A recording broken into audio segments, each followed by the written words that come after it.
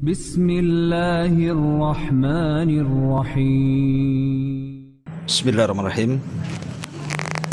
Assalamualaikum warahmatullahi wabarakatuh.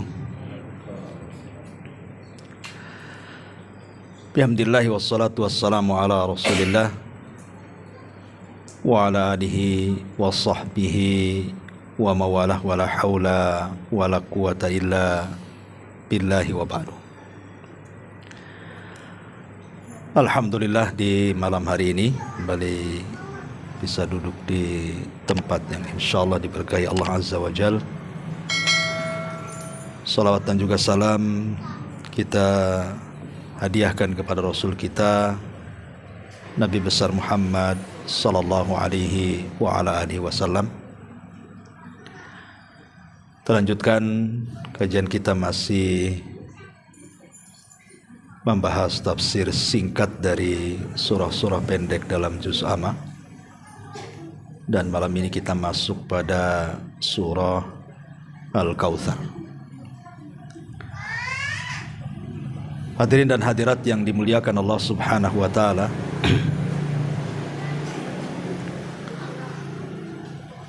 Suratul Kautsar adalah satu di antara surat terpendek dalam Quran. Jadi surat terpendek dalam Al-Quran itu hanya terangkai dari 3 ayat. Dan itu ada di 3 surat. Pertama suratun Nasr. Idza jaa nasrullahi wal fath. Itu terangkai dari 3 ayat. Kemudian suratul Asr. Wal asri innal insana lafi husrin. Ini juga terangkai dari 3 ayat. Dan yang terakhir dan ini yang paling pendek. Jadi kalau kita katakan surat terpendek dalam Quran, inilah suratul Kautsar. Karena terangkai dari 3 ayat dan pendek-pendek ayatnya. Jadi kalau antum tidak hafal ya melampau lah. Karena paling pendek masalahnya. Karena suratul Kautsar ini kan surat favorit ya. Dibaca di semua sholat karena pendeknya. Tapi bukan berarti pendeknya surat Al-Kautsar itu pendek pula maknanya, tidak. Tapi justru kalau kita dalami suratul Kautsar ini, kemana-mana faedah yang kita bisa akan petik di dalamnya. Ma'asyiral muslimin yang dimuliakan Allah Azza wa Jalla, suratul Kautsar ini secara khusus khitabnya kepada Nabi sallallahu alaihi wasallam. Yang diajak bicara itu adalah Allah kepada Nabi, tapi umumnya kepada umatnya.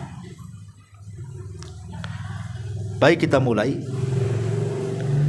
Allah Subhanahu wa taala berfirman, "Inna a'tayna kal kautsar fasalli li rabbika wanhar inna syani'aka huwal abtar." Sebelum saya jelaskan kalimat per kalimat, kita akan sebut asbab nuzulnya biasa supaya nyambung dengan pembahasan. Apa sih sebab turun daripada suratul Kautsar ini? Terjadi silang pendapat tentang asbab nuzul daripada surah Al-Kautsar ini. Apakah dia Makkiyah, surat yang turun sebelum hijrah, ataukah dia Madaniyah, turun setelah hijrah Nabi? Kenapa terjadi silang pendapat? Karena ada silang pendapat tentang asbab nuzulnya.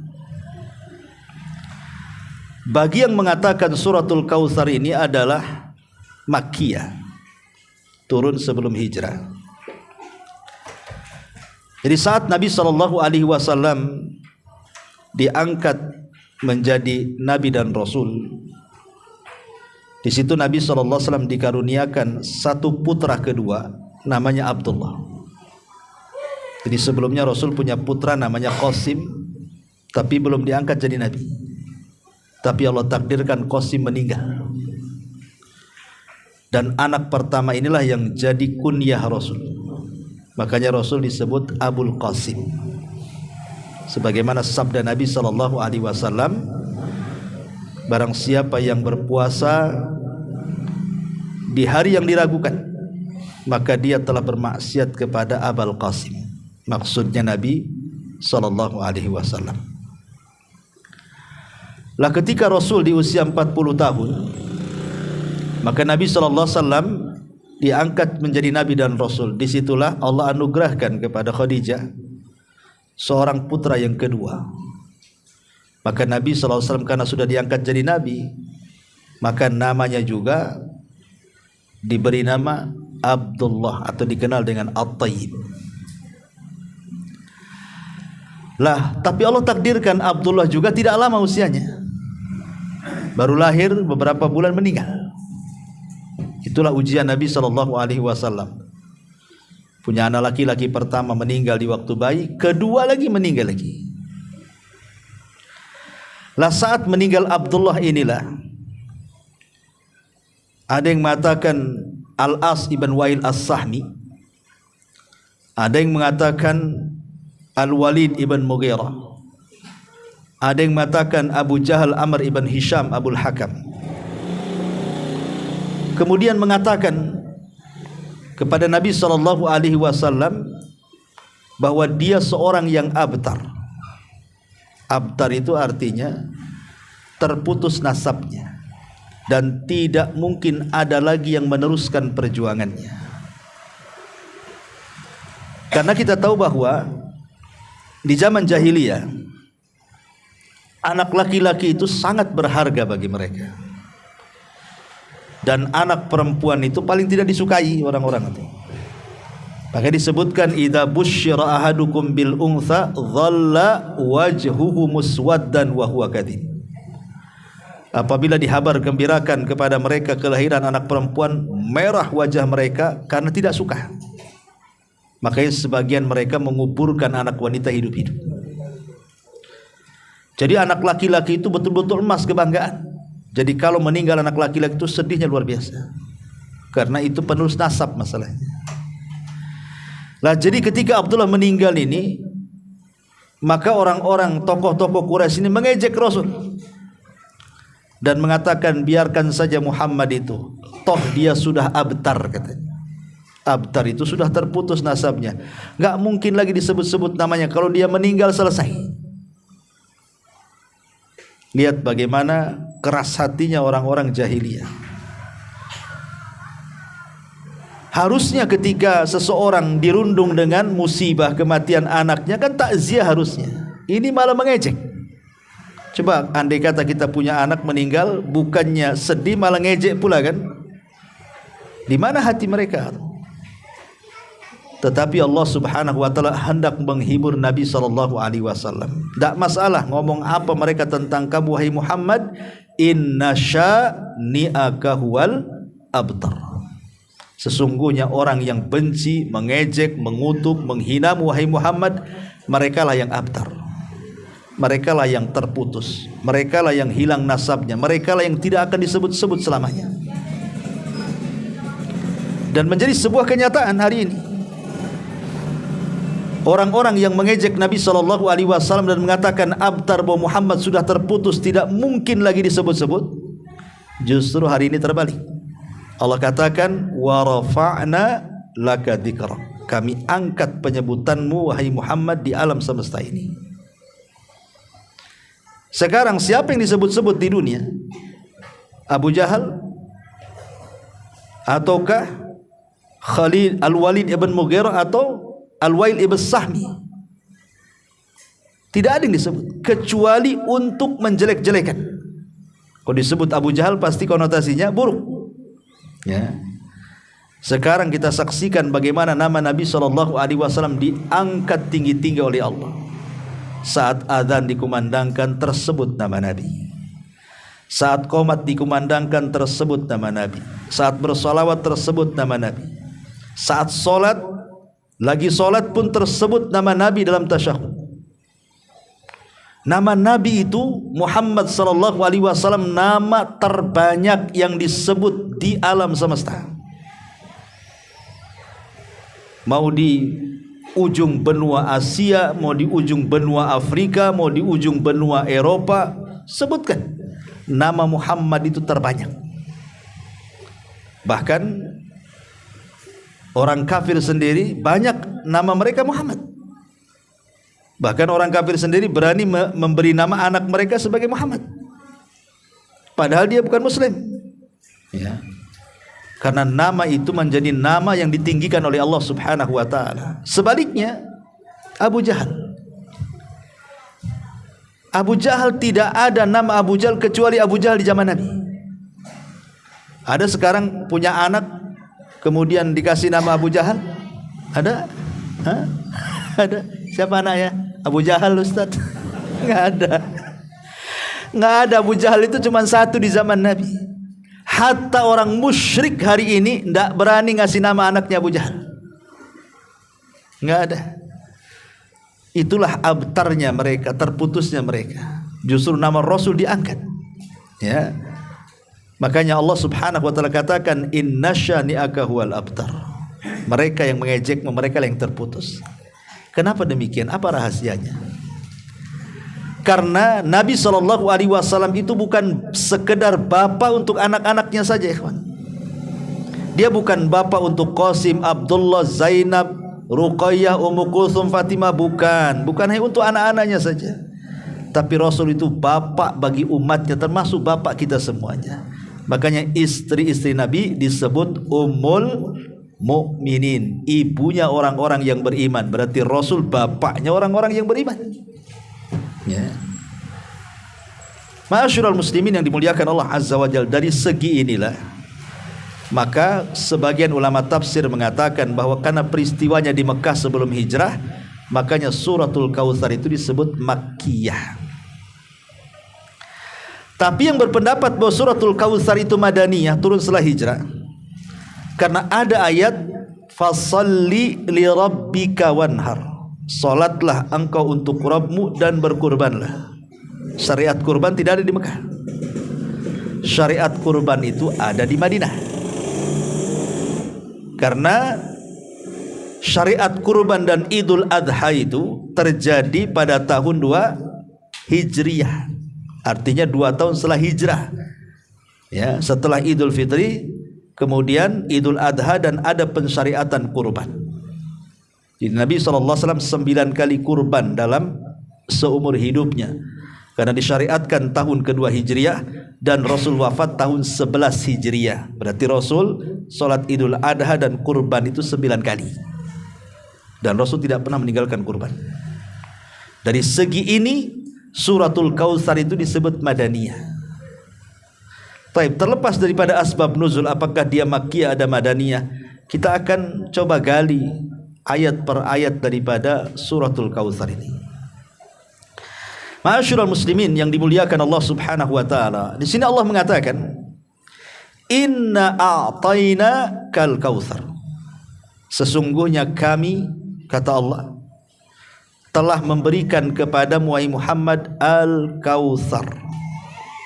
Kautsar itu dalam bahasa Arab disebut sighah muntahal jumu' namanya.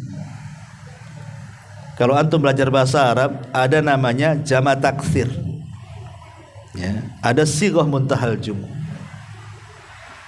Kita tahu bahwa kalimat katsir dalam bahasa Arab itu artinya banyak.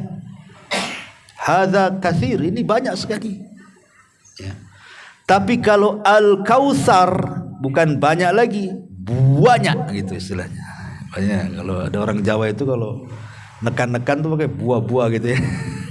Bukan banyak lagi, banyak lagi gitu. Itu al-Kautsar namanya. Kalau banyak saja katsir bahasa Arabnya.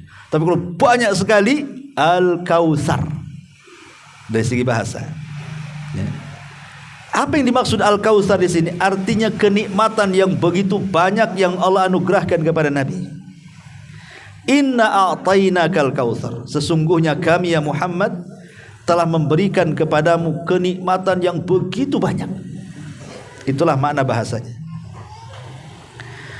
Di sini Allah Subhanahu wa taala muliakan dengan kalimat inna, sesungguhnya kami. Lah Allah kan satu. Kami ini biasanya untuk orang banyak. Ya kan? Kami semua artinya ya orang banyak kalau kami kan. Sementara Allah itu kan satu. Kenapa disebut kami? Ulama tafsir mengatakan bahwa kalimat nahnu, kami, dalam bahasa Arab itu li ta'zim, untuk mengagungkan, bukan menunjukkan banyak, bukan. Jadi kalimat inna, sesungguhnya kami di sini artinya li ta'zim, untuk mengagungkan sesuatu. Kalau Al-Quran menyebut dengan kalimat nahnu, kami, berarti menunjukkan bahwa ayat setelahnya bicara tentang perbuatan Allah. Tapi kalau seandainya dimulai dengan kalimat ana, aku atau saya, gitu ya, itu biasanya kalimat setelahnya bicara tentang zatnya. Itulah perbedaannya. Kalau pakai saya berarti Allah sedang bicara zatnya sendiri. Seperti Allah mengatakan dalam Al-Quran, ana innama ana. Gimana itu? Nabi Musa alaihi salatu wassalam ketika berdialog dengan Allah Azza wa Jalla, innani ana Allah, sesungguhnya saya adalah Allah, Tuhan.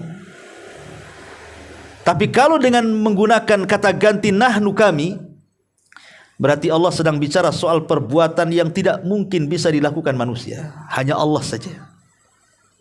Seperti Allah mengatakan inna nahnu nazzalna dzikra, sesungguhnya kami turunkan Al-Quran. Tidak ada yang bisa menurunkan Quran kecuali Allah. Ya. Sama juga di sini. Inna a'tainakal kautsar, hanya Allah yang akan memberikan Al-Kautsar. Tidak ada manusia memberikan Al-Kautsar, hanya Allah saja. Apa Al-Kautsar di sini? Inilah yang menjadi tafsir para ulama.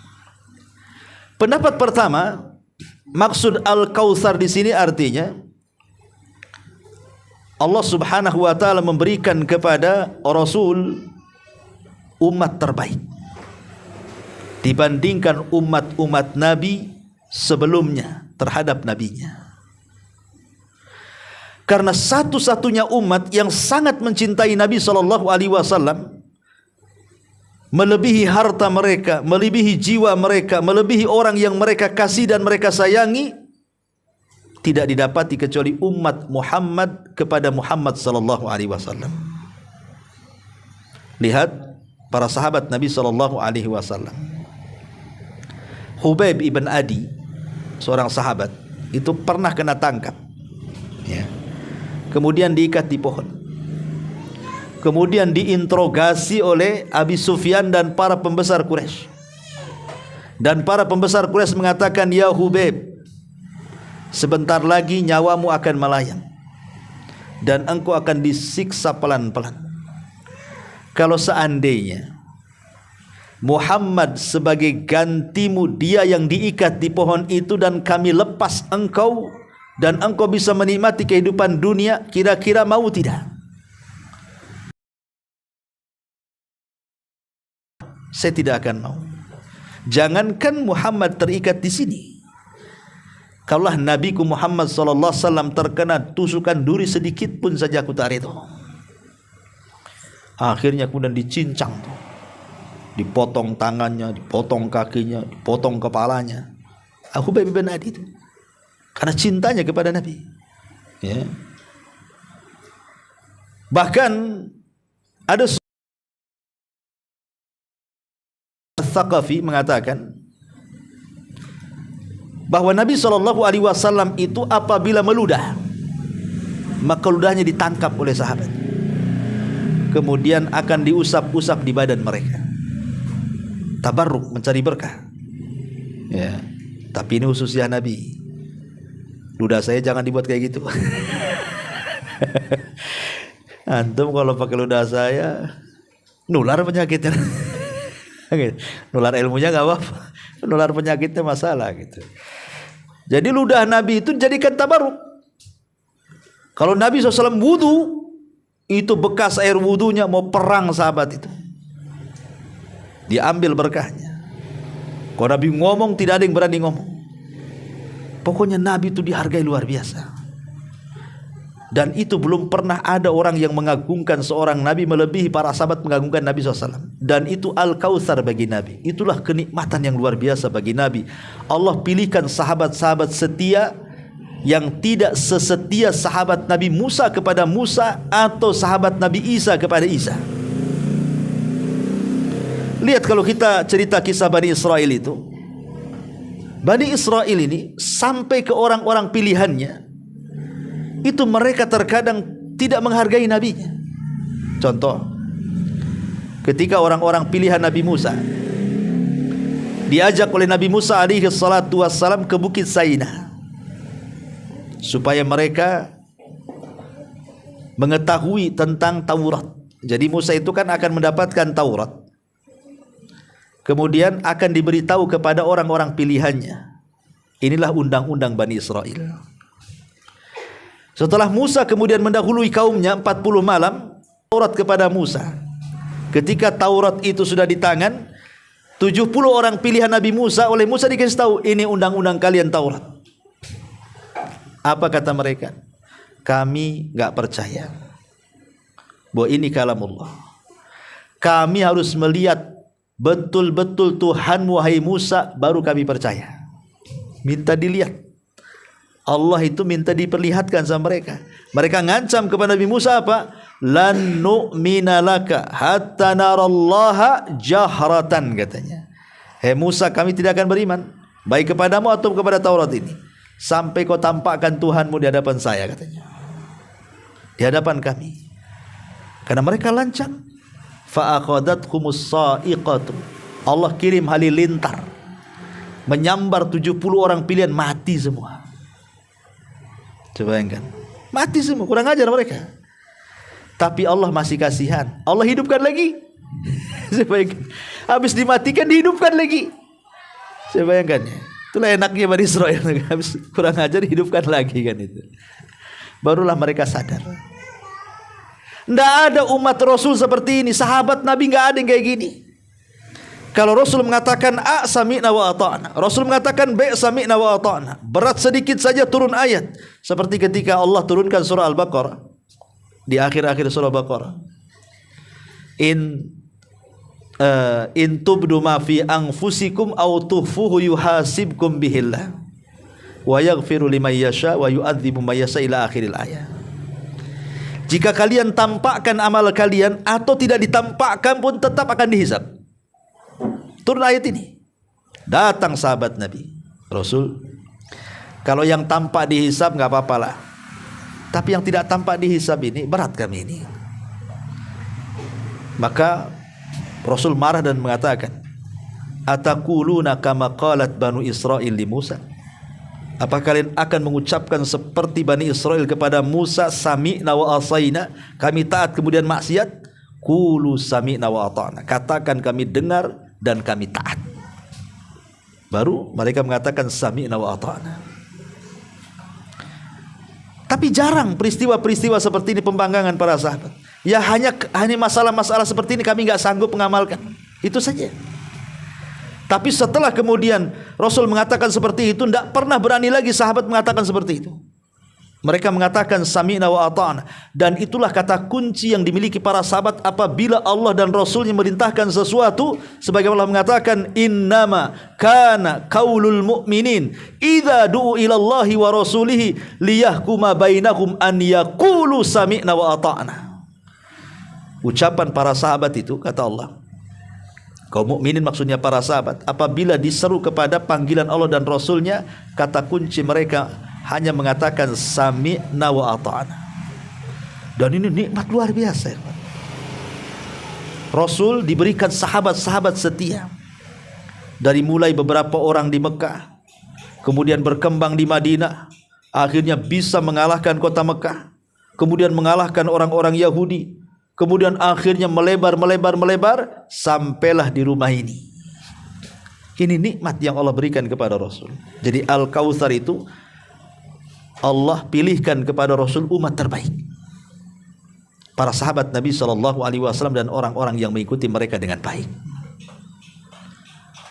Ma'asyiral muslimin, makanya kita lihat di zaman sekarang saja jangan pernah singgung Nabi kita, maka akan bergerak umat Islam walaupun tidak sholat. Walaupun tidak sholat marah dia. Ya, aku gini-gini, tatoku berkilat-kilat di badan, jangan hina nabiku katanya. Begitu ya kan? Kita sering mendengar di masyarakat kan, jangan coba-coba hina nabiku. Ya. Artinya apa? Bergerak umat Islam tuh kalau dihina nabinya. Padahal mereka sendiri tidak pernah ngikut sunnah. Kewajiban Allah aja tidak dilaksanakan, tapi kalau disentuh nabinya bergerak umat Islam tuh. Luar biasa. Ini yang disebut Al-Kautsar namanya. Allah berikan umat seperti itu, bisa bergerak kalau dia disentuh. Ini penafsiran yang pertama. Al-Kautsar itu umat terbaik. Yang kedua, ada penafsiran Al-Kautsar itu maksudnya Allah Subhanahu wa ta'ala memberikan kepada Rasul ini dan juga kepada umatnya amal-amal saleh yang kalau dikerjakan terlipat ganda pahalanya. Atau dengan kata lain, Allah berikan syariat-syariat ringan tapi memiliki pahala besar. Dan itu Al-Kautsar namanya, kenikmatan besar. Ya. Logikanya begini, ikhwan. Sering saya katakan pada antum, umat dulu itu usianya panjang-panjang. Ya, Nabi Nuh saja usia dakwahnya 950 tahun. Gimana usia dirinya? Ya. Dengan panjangnya usia sampai umat dulu saking panjangnya sampai dikisahkan oleh seorang ulama tuh. Jadi ada seorang ibu menangis gara-gara kematian anaknya. Menangis di kuburan. Ya. Jadi ditanya, "Kenapa engkau wahai ibu kok bisa menangis di kuburan ini?" Dia mengatakan, "Anak putriku baru meninggal." Kemudian orang ini mengatakan, "Berapalah usia anak putrimu itu?" Dia mengatakan 60 tahun katanya. Anak putrinya 60 tahun. Zaman sekarang nenek-nenek lah 60 tahun. Ya. Jadi 60 tahun itu masih anak-anak tuh. Coba bayangkan. Dia mengatakan 60 tahun itu bisa digunakan untuk sujud satu kali itu kalau zaman dulu tuh.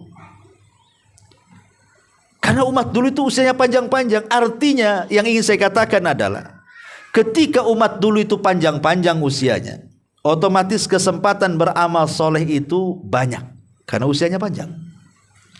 Ketika ada kesempatan beramal soleh itu panjang, berarti kesempatan mengumpulkan pahala itu terbuka lebar.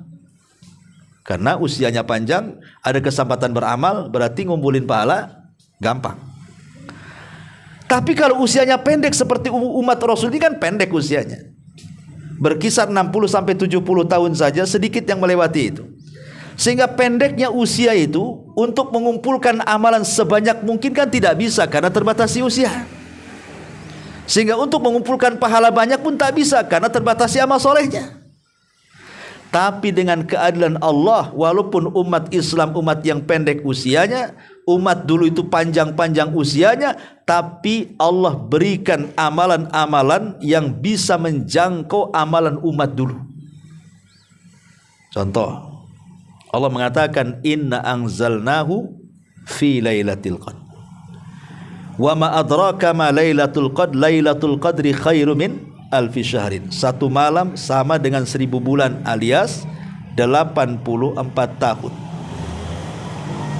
Jadi kalau kita mendapatkan per Ramadan Lailatul Qadar hanya satu malam saja, seolah-olah kita punya usia 84 tahun dan kita habiskan beribadah. Nanti Ramadan berikutnya dapat lagi Lailatul Qadar kali 80 tahun, 84 dapat 84 tahun lagi. Tahun depannya lagi dapat Lailatul Qadar. Sepanjang usia kita, umpamanya balik 15 tahun. Sekarang usia antum ada yang 40-50 tahun, setiap tahun dapat Lailatul Qadar, seolah-olah kita sama usia kita dengan orang dulu tuh. Dan kita habiskan untuk ibadah. Ini Kautsar namanya. Ya, inilah nikmat Allah yang besar.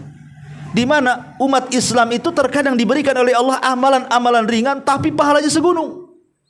Contoh umpamanya sekarang nih, kita berada di 10 awal bulan Dzulhijjah. 10 awal bulan Dzulhijjah ini adalah hari terbaik di dunia. Ketika Nabi SAW mengatakan ma min ayyamin al-amalus salihu fiha ahabbu ilallah min hadhil ayyamil ashri. Qila ya Rasulullah walal jihadu fi sabilillah. Qala walal jihadu fi sabilillah illa rajulun kharaja bi nafsihi wa mali wa lam yarji min dzalika bi syai'in. Kata Rasul, tidak ada hari-hari yang amal soleh dilakukan padanya lebih dicintai Allah dibandingkan orang yang beramal soleh di 10 awal bulan Dzulhijjah.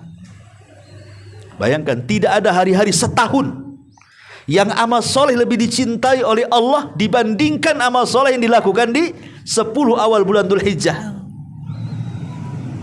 Bayangkan, berarti menunjukkan bahwa 10 awal bulan Dzulhijjah itu hari-hari terbaik dalam setahun. Tidak ada hari-hari terbaik dalam setahun kecuali orang beramal soleh di 10 awal bulan Dzulhijjah. Sahabat bertanya, apakah amal soleh yang dilakukan di permulaan bulan Dzulhijjah kalau saya amalkan itu sebanding dengan jihad wahai Rasul? Kata Rasul, tidak. Masih besar pahala orang beramal soleh di 10 awal bulan Dzulhijjah. Kecuali, kata Rasul, kalau yang berjihadnya itu dia bawa hartanya semuanya, kemudian dia tidak pernah kembali alias mati syahid, baru sebanding katanya. Jadi bandingannya dengan orang yang mati syahid. Jadi kalau seandainya antum nih ngaji nih malam ini nih, ngaji malam ini nih, halaqah seperti ini kayak antum perang-perang darah tuh, kayak antum mati syahid aja pahalanya. Pulang dari sini seolah-olah antum sudah mati syahid tuh, dapat pahala mati syahid. Kemudian sampai rumah baca Quran lagi, dapat lagi mati syahid. Kemudian tengah malam tahajud lagi, dapat lagi mati syahid. Bayangkan, ya kan? Dalam 10 terakhir Ramadan kita bisa untuk mendapatkan pahala orang mati syahid. Padahal orang mati syahid itu tidak gampang. Antum latihan perang dulu, latihan, tengoklah tentara itu latihan fisiknya, bukan sehari 2 hari. Di camp dulu bertahun-tahun dilatih dulu tuh, strategis perangnya, fisiknya, senjatanya, udah bertahun-tahun udah siap tempur, baru dia perang. Artinya kan perlu waktu tuh untuk sampai perang itu kan. Ini enggak perlu antum masuk camp-camp itu, enggak perlu. Cukup antum ngaji di sini, pulang dan mati syahid antum. Ya, gitu maksudnya. Lah Al-Kautsar di sini artinya amalan-amalan ringan tapi pahalanya besar, dan itu hanya diberikan kepada umat Nabi. Inna a'tayna kal kautsar. Ini yang kedua. Yang ketiga, dan ini yang banyak dikuatkan para ulama. Jadi Al-Kautsar adalah ismu haudin Nabi. Nama dari nama telaga Nabi SAW yang ada di sorga. Di sorga itu ada telaga namanya Al-Kautsar. Itulah telaga yang dianugerahkan untuk Nabi. Dan dari telaga Al-Kautsar itu mengalir ke telaga Nabi SAW yang ada di padang mahsyar. Karena setiap Nabi di padang mahsyar itu punya telaga. Untuk apa telaga ini? Ikhwan, logika kata Imam Qurtubi dan juga ulama yang lainnya. Saat kiamat dibangkitkan, tiupan sangkakala yang pertama, maka manusia diwafatkan. Wafat semuanya. Terputuslah, terhentilah aktivitas yang ada di kuburan. Tidak ada azab kubur, tidak ada nikmat kubur. Dan mereka terputus, terhenti sampai di sini. Karena kiamat sedang dikiamat-kiamatkan. Alam semesta sedang dihancurkan. Terhenti semua aktivitas. Mereka ditidurkan. Ruh mereka, kalau orang beriman diletakkan di Iliyin, kalau orang-orang kafir di Sijin. Ya. Ketika tiupan sangkakala yang kedua, tiba-tiba jasad mereka dikembalikan dan ruh mereka dimasukkan. Disinilah orang kafir mengatakan dalam surah Yasin, ya wailana man ba'atsana mim marqadina. Celaka siapa yang membangunkan aku dari tidurku ini. Orang tidur, logika ya ikhwan, kalau antum tidur lama, pagi tidur, malam bangun, kira-kira haus tidak? Pasti haus. Yang pertama kali orang bangun tidur itu cari air. Ya kan? Orang tidur kan cari air, apalagi antum tidur di dingin-dingin, di AC, dia bangun tuh udah haus tuh, kering, pengen cepat minum. Lah kondisi orang yang dibangkitkan itu seperti itu. Karena mereka ditidurkan lama masalahnya, dari tiupan sangkakala pertama ke kedua. Jadi mereka merasa haus luar biasa. Disitulah Allah Subhanahu wa ta'ala anugerahkan pada setiap Nabi punya telaga. Dan telaga yang paling besarlah telaga yang dianugerahkan kepada Nabi SAW, di mana sudah disediakan periuk-periuknya sejumlah bintang yang ada di langit. Kemudian warnanya lebih putih dibandingkan susu, lebih manis dibandingkan madu. Siapa yang meminumnya satu teguk saja tidak akan haus selamanya. Ya. Jadi orang ketika bangkit dari kuburan itu semua mengarah ke nabinya masing-masing. Lah orang-orang yang datang ke telaga Rasul, mereka akan diberi minum dengan 4 cara. Rombongan yang pertama, Allah langsung yang memberi minum, entah bagaimana caranya. Rombongan yang kedua, Rasul yang nyidukkan minum. Ini kemuliaan, Rasul yang ngasih air. Kemudian kelompok yang ketiga, Al-Khulafaur Rasyidin yang menuangkan. Kemudian kelompok yang ketiga, para sahabat. Dan orang yang pertama kali minum dari telaga Rasul adalah Ahlul Yaman, penduduk Yaman. Dan mereka orang-orang Ansar. Kenapa? Kenapa orang Ansar yang pertama kali minum? Karena ketika di dunia orang-orang Ansar itu tidak pernah diberikan kesempatan berkuasa. Abu Bakar Muhajirin, khalifah pertama. Kemudian Umar Muhajirin, Utsman Muhajirin, Ali Muhajirin. Kemudian gantinya Ali anaknya Hasan Muhajirin. Kemudian dari khilafah 30 tahun berpindah ke kerajaan. Pertama yang jadi raja Muawiyah bin Abi Sufyan, Muhajirin. Kemudian Bani Umayyah semua Muhajirin. Kemudian Bani Umayyah tergulingkan, datang Bani Abbasiyah, semua Muhajirin. Semua orang-orang Mekah. Enggak ada orang Madinah yang jadi raja. Jadi khalifah itu tidak ada. Makanya Nabi SAW memberikan hiburan kepada orang-orang Ansar karena mereka tidak pernah berkuasa, tidak pernah jadi raja, tidak pernah jadi khalifah. Ya. Kata Rasulullah, kalian kelak akan mendapatkan para pemimpin yang akan mengambil hak-hak kalian. Mereka mengambil hak kalian tapi kalian tidak bisa mengambil hak mereka. Tetapi kata Rasul, isbiru hatta talqauni ala haudi, sabar kalian sampai kalian akan dapati di telagaku. Itulah al-jaza min jinsil amal. Ketika orang-orang Ansar tidak diberikan kedudukan di dunia, tapi dia orang yang pertama mendapatkan kedudukan di telaga Nabi. Ya. Orang-orang Ansar tuh. Ya, Muhajirin orang-orang Yaman. Ya. Lah ma'asyiral muslimin yang dimuliakan Allah Azza wa Jalla, rupanya tidak semua umat Rasul itu meminum telaga Nabi. Ada pula orang-orang itu yang tidak meminum telaga Nabi, bahkan diusir malaikat. Diusir. Nggak boleh masuk ke areal telaga Nabi. Nabi ini penyayang umatnya. Dia berteriak-teriak, ummati, ummati, itu umatku, kenapa kalian usir wahai malaikat? Biarkan dia masuk, biarkan dia minum. Tetapi kemudian datang suara dari langit dan mengatakan, ya Muhammad, innaka la tadri ma ahdatsu ba'daka innahum ghayyaru wa baddalu. Muhammad, kau tidak tahu apa yang terjadi dengan umatmu. Mereka sudah mengganti-gantikan sunnahmu. Mereka sudah jauh dari petunjukmu. Biarkan mereka, tidak perlu minum dari telagamu. Kata para ulama, siapa orang-orang yang tidak memakan dari telaga Rasul, tidak minum dari telaga Rasul? Pertama, ada yang mengatakan mereka adalah orang murtad, yang tadinya sudah jadi umat Rasul malah murtad, tidak akan minum. Yang kedua, orang yang tidak minum adalah orang-orang yang melakukan bid'ah, jauh dari petunjuk Nabi, baik mengurangi ataupun menambah. Kemudian yang ketiga, mereka orang-orang yang murtakibul kabirah, yang gemar melakukan dosa besar. Mereka tidak akan minum dari telaga Nabi SAW. Inilah 3 kelompok yang jelas tidak akan minum. Ya, orang-orang murtad, ahli bid'ah, kemudian orang-orang yang gemar melakukan dosa besar. Mereka akan dijauhkan dari telaga Nabi.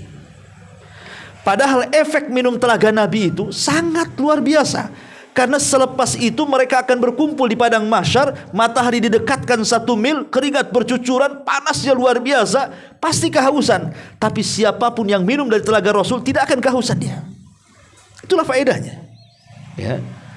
Dan telaga ini adalah nikmat Allah yang Allah anugerahkan kepada Rasul. Inna a'tayna kal kautsar. Sungguhnya kami berikan kepadamu ya Muhammad al-kautsar, telaga yang luar biasa. Taib. Kemudian Allah mengatakan sikit-sikit aja, kalau dibentangkan nggak selesai. Allah mengatakan fasalli li rabbika wanhar. Salatlah untuk Rabbmu dan sembelihlah. Kalimat fasalli li rabbika wanhar setelah Allah Subhanahu wa taala katakan inna a'tainakal kautsar. Artinya Allah Subhanahu wa taala hendak menyuruh kepada Rasul seolah-olah begini, Muhammad, aku sudah berikan kau banyak nikmat. Sekarang kau bersyukur. Dengan cara apa? Salat dan berkurban.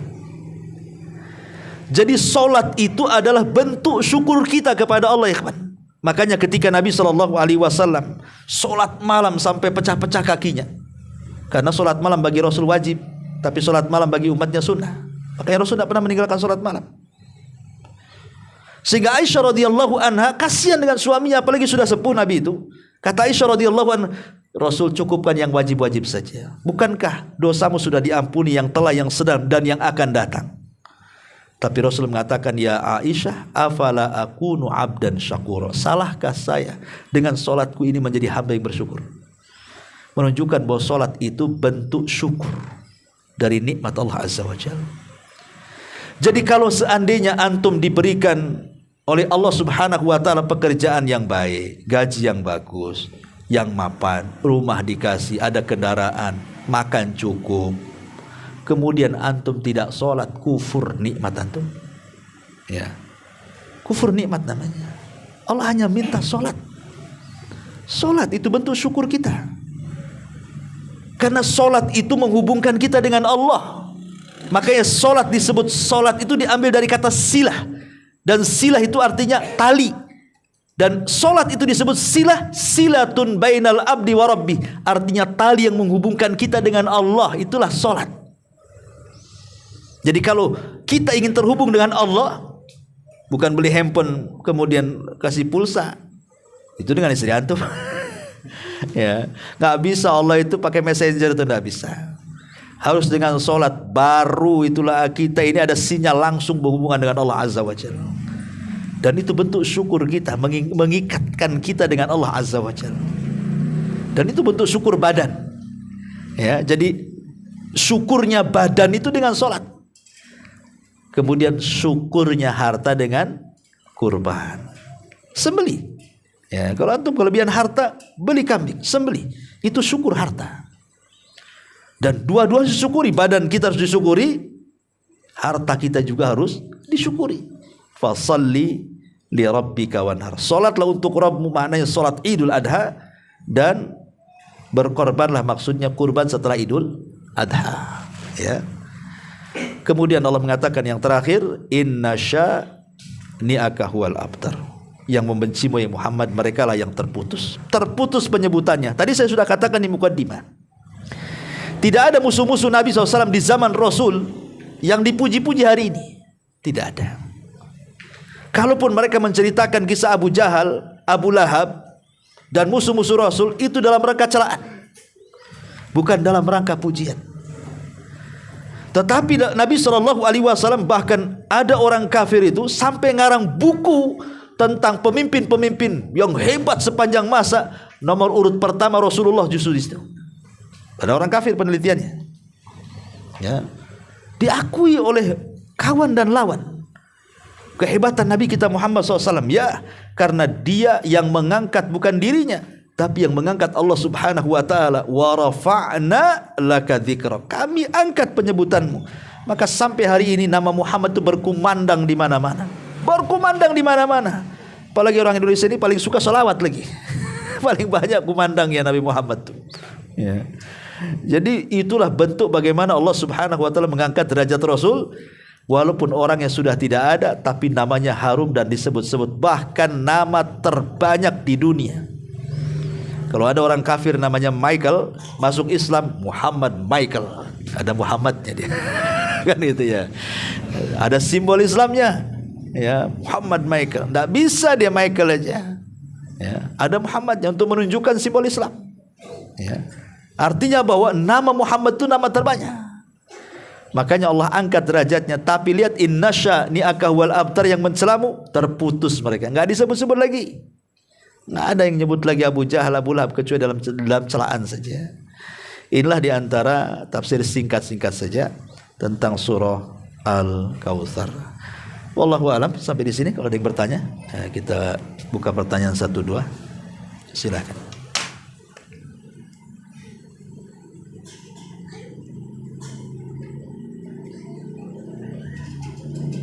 nggak ada, alhamdulillah. Kalau nggak ada, kita tutup dengan doa kafaratul majlis. Subhanakallahumma bihamdika asyhadu an la ilaha illa anta astaghfiruka wa atubu ilaik. Allahu ta'ala. Assalamualaikum warahmatullahi wabarakatuh.